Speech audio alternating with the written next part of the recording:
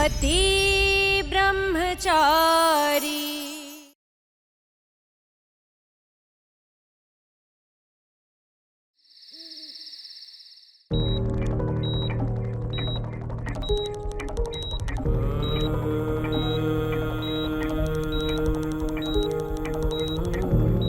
Doctor, doctor!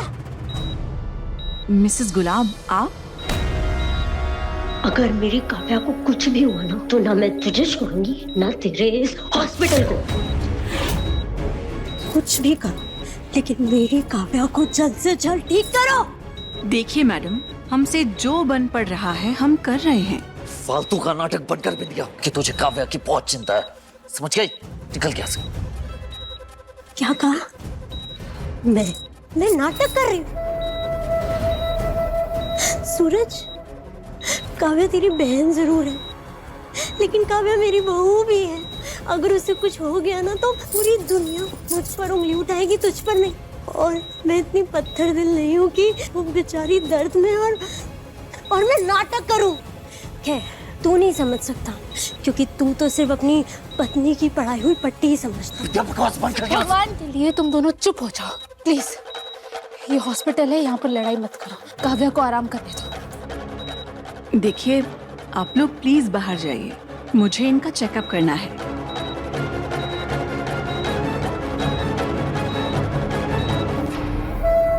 बुआ जी, आप चिंता मत कीजिए, मैं काव्या को कुछ नहीं होने दूंगी।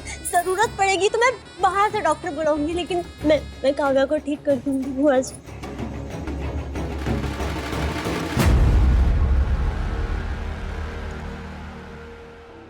कुछ भी हारी में हारी, भगवान तेरा भला करे।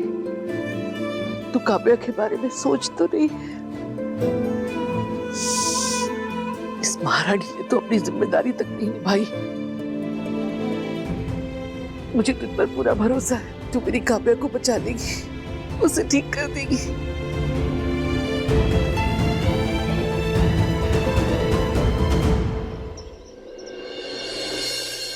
काव्या अब स्टेबल है, आप लोग उन्हें घर ले जा सकते हैं, बट उनके घावों को ड्रेसिंग की जरूरत पड़ेगी। डोंट वरी डॉक्टर, मैं काव्या का पूरा ख्याल रखूंगा।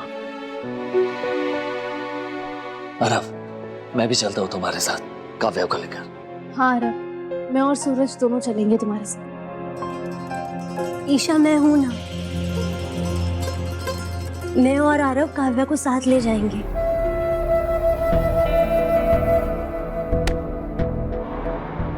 आज के बाद गुलाब हवेली पैर भी मत रखना।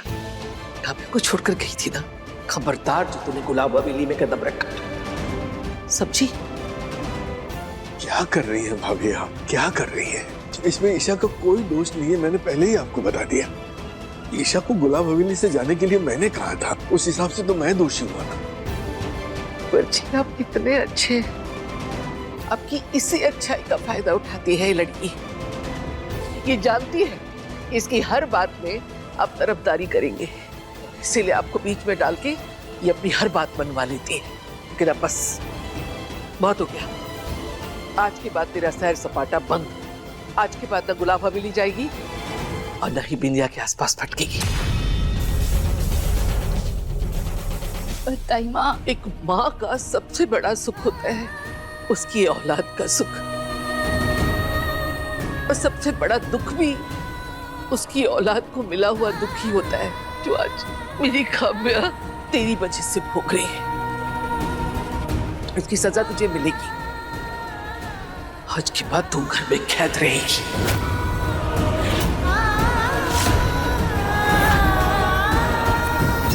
तू मेरे पीछे ग्वालियर तक पहुंची ईशा, और देख मैंने तुझे कैसे तेरे ही घर में कैदी बना दिया। नहीं ताई माँ, मुझे ऐसी सजा मत दी। सजा तय हो चुकी है और वो किसी हाल में नहीं बदलेगी। अगर किसी ने भी मुझे समझाने की कोशिश की ना, मेरा मरा मुंह देखेंगे।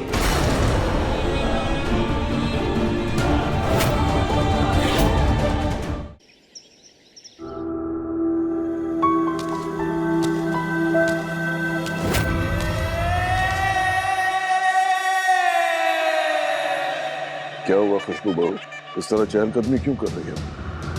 एक जगह बैठो ना आराम से। मैं ठीक हूँ पापा जी।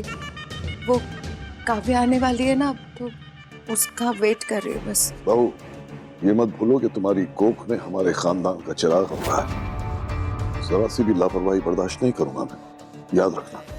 बैठो चुपचाप एक जगह।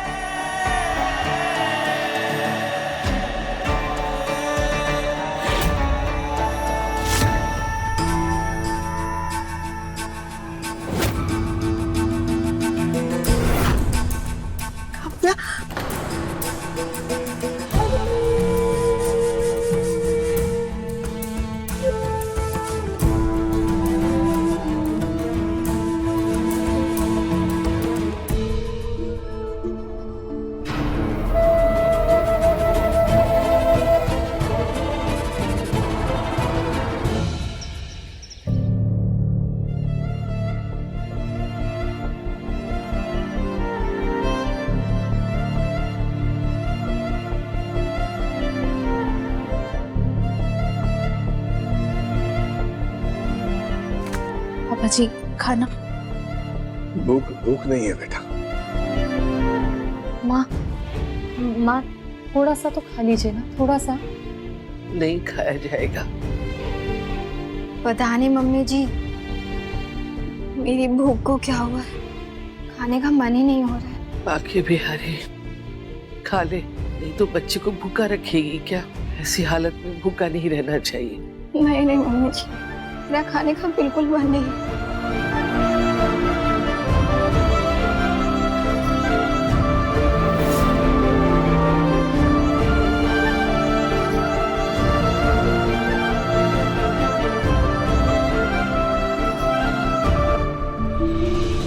सूरज को संभालो। अब तुम्हें सिर्फ काव्या को ही नहीं बल्कि पूरे परिवार को संभालना है, उन्हें हौसला देना है, उनकी ताकत बनना है। अगर तुम ऐसे तुम चाहोगे तो पापा जी, ताई माँ, बाकी सबको कौन संभालेगा?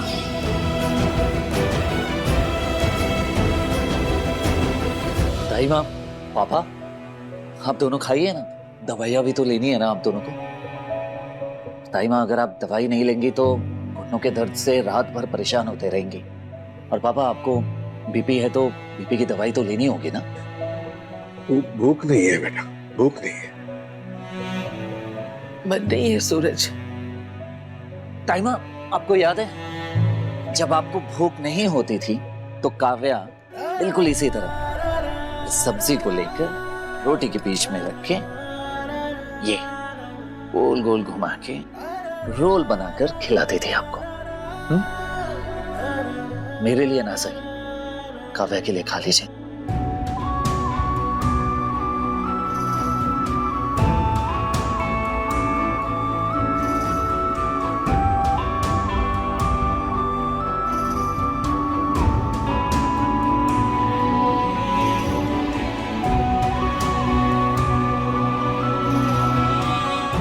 पापा जी, अगर आप खाना नहीं खाएंगे तो कोई भी नहीं खाएगा, इसलिए प्लीज काव्या के लिए खा लीजिए प्लीज।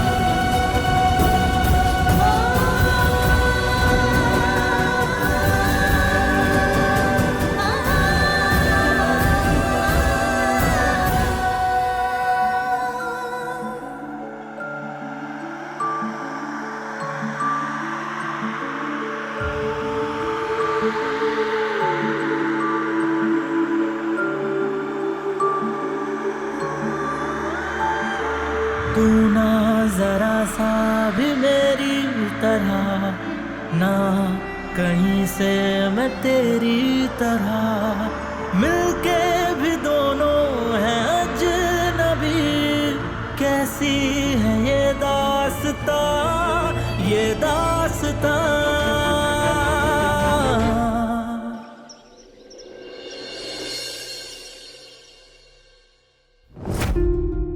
काव्या, कैसे सहा तुमने इतना दर्द? तुम कितनी बहादुर हो।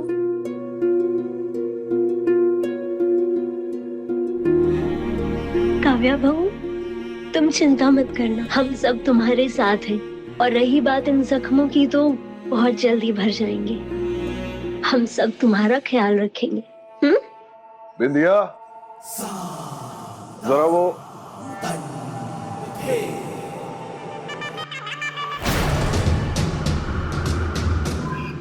जी, वो मैंने एक फाइल रखवाई थी ना तुम्हारे पास, वो जरा ला के दे दो मुझे। अभी लाते हैं।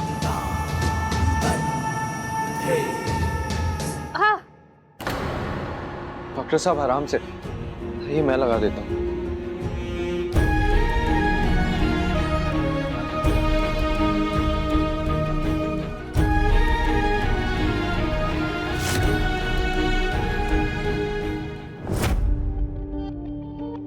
गुलाब जी,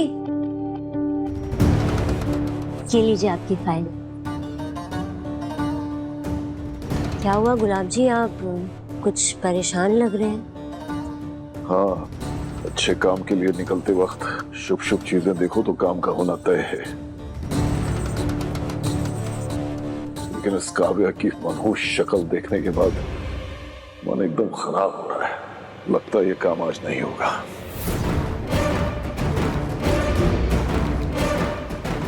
देखो, ये लड़की इस घर में मनहूसियत फैलाए, ये नहीं चलेगा।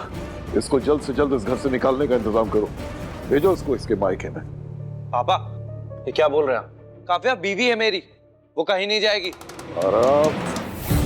गुलाब जी, वो कहाँ जाएगी ऐसी हालत में? अभी तो उसके जख्म भी ताजा है और उसका इलाज भी चल रहा है। वहाँ वो लोग उसके इलाज का खर्चा नहीं उठा पाएंगे। अरे तो इलाज और खर्चा हम दे देंगे ना, लेकिन इतनी मनहूस शक्ल के साथ ये लड़की इस घर में नहीं रह सकती। बस काव्या के साथ ये जो हादसा हुआ है ना, ये आपके और ये मिसेस गुलाब सिंह के स्पेशल गेस्ट की ये सब तैयारियों के चक्कर में हुआ है। तो काव्या कहीं नहीं जाएगी। आराम।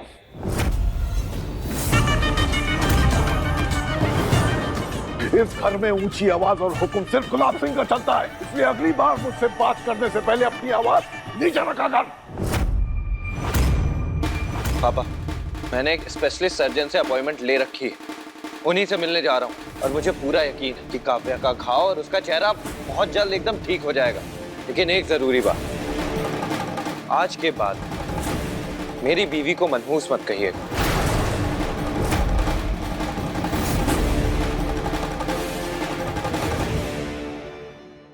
एक बात कान खोल के सुन लो बिंदिया, इस लड़की को अभी के अभी इसके घर भेजो।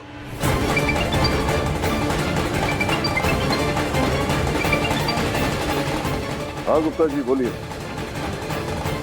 नहीं गुप्ता जी, आज नहीं मिल पाएंगे, हम लोग मीटिंग कल करते हैं। ठीक है जी।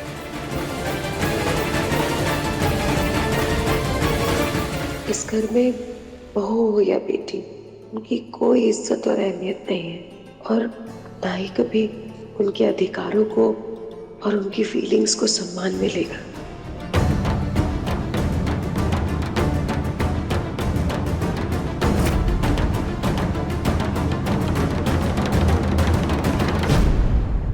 मैं काव्या को फोन करती हूँ।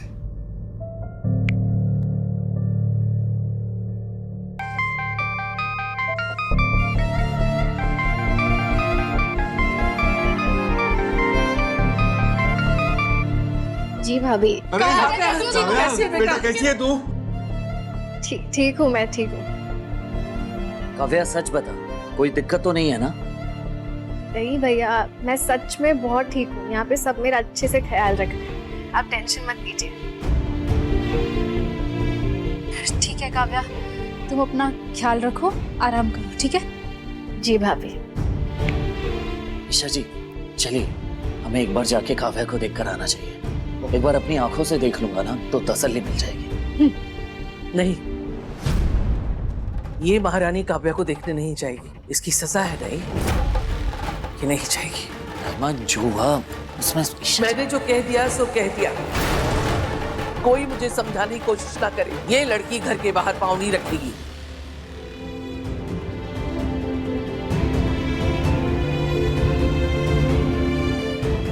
ईशा जी,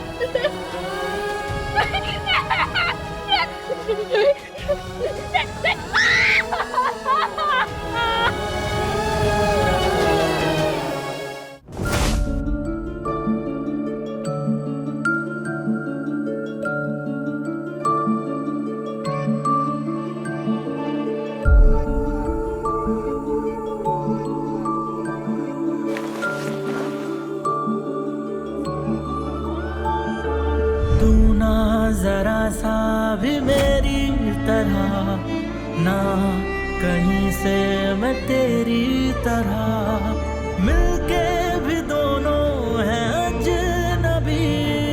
कैसी है ये दास्तां, ये दास्तां।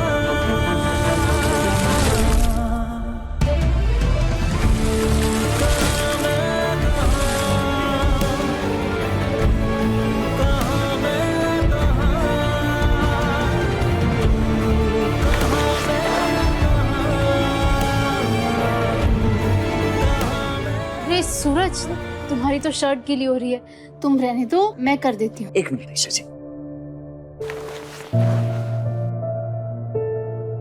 अब चिंता मत कीजिए ईशा जी, मैं चेंज कर दूंगा कपड़े भी और ताइमा का मूड भी। आज नहीं तो कल ताइमा मान ही जाएंगे और आप घर से बाहर जा सकेंगे। हाँ सूरज, जब ताइबा मुझे बाहर जाने की परमिशन देंगे ना, तो मैं सबसे पहले जाकर काव्या से मिलूंगी। तुम तो जा ही रहे हो ना अभी उसके पास, उसे कहना वो जल्दी से ठीक हो जाए।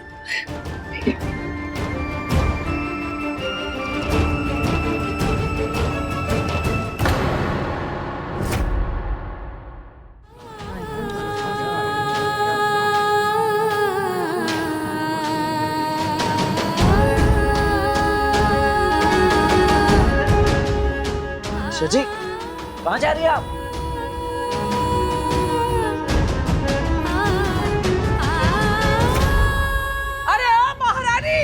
तेरी हिम्मत कैसे हुई बाहर निकलने की? रुक, तुझे मना किया था ना। ये तो काव्या है। अरे अरे, इसका चेहरा तो इतना सुंदर था, लेकिन ये अकेली क्यों आई है? कहीं इसके पति ने इसे छोड़ तो नहीं दिया? काव्या, तू यहाँ कैसे? तू अभी यही रहेगी क्या? तेरे पति ने तुझे छोड़ दिया? बस,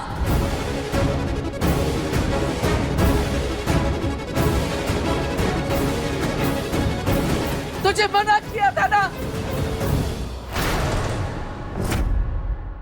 शर्म नहीं आती आप लोगों को ऐसी बातें करते हुए? शक्ल, सूरत, यही सब कुछ नहीं होता। इंसान की असली परख उसके मन से होती है, और काव्या खरा सोना है। हाँ, तुम्हें तो बुरा लगेगा ही। तुम्हारे मायके वालों की, तुम्हारे भाई की असली नीयत जो सबके सामने आ गई। हाँ, मेरे भाई आरव ने ही काव्या का हाथ थामा था, और मैं पूरे यकीन से कह सकती हूँ कि वो जिंदगी भर उसका हाथ नहीं छोड़ेगा, क्योंकि वो काव्या से सच्चा प्यार करता है। पर सच्चे प्यार को समझना आप लोगों के बस की बात नहीं है, तो अपना मुंह बंद रखिए। काव्या, काव्या, तुम यहाँ अकेले?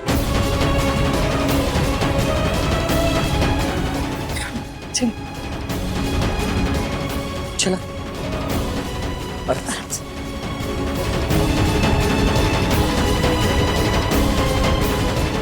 सच सच बता, क्या हुआ है काव्या? ससुराल से तू यहाँ अकेले आ गई, कोई छोड़ने नहीं आया।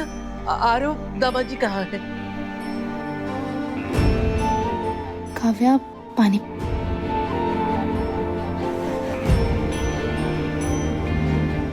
काव्या, बताओ क्या हुआ है? ईशा भाभी, गुलाब हवेली में अब मेरे लिए कोई जगह नहीं है, निकाल दिया मुझे वहां से।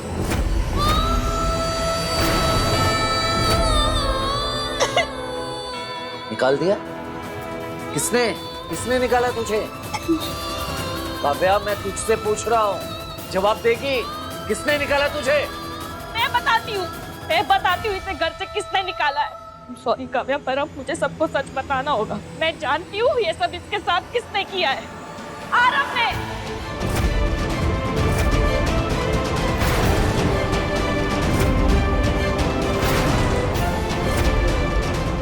रिया, चुप। औकात देखती है ना जगह, कुछ भी बोल देती है। आरव दामाद ऐसा क्यों करेंगे? हैं? काव्या, बता इन्हें क्या मैं झूठ बोल रही हूँ? बोल, अब तो बोल। तुझे फोन करने की कोशिश की थी ना यार। मुझे मुझसे ज्यादा उस धोखेबाज आरव पर विश्वास था। कुछ भी हरी, मैं हरी, तू क्या बोल रही है? साफ साफ बता, मुझे कुछ समझ में नहीं आ रहा है। आप सब सच सुनना चाहते हैं ना? तो सुनिए, मैंने खुद अपने कानों से आरव को काव्या के लिए बहुत गलत बातें कहते हुए सुना था। हाँ ईशा भाभी, ये है आपके भाई की सच्चाई। एक नंबर का घटिया आदमी है वो, घटिया। काव्या से कभी प्यार ही नहीं किया, उसने बस उसे फंसाया ताकि वो कोई उसकी कुंडली का दोष मिटा सके और दूसरी शादी कर सके।